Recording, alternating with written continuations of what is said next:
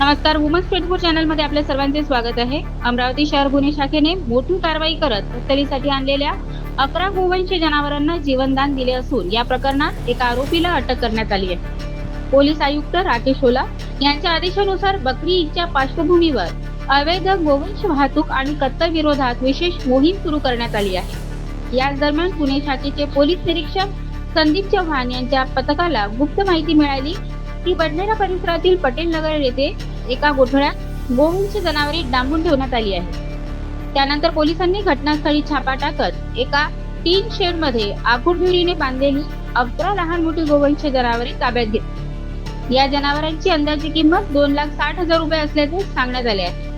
ताब्यात घेतलेली जनावरे पशुवैद्यकीय अधिकाऱ्यांच्या मदतीने गौरक्षण संस्था दस्तूरनगर येथे सुरक्षित ठेवण्यात आली आहेत.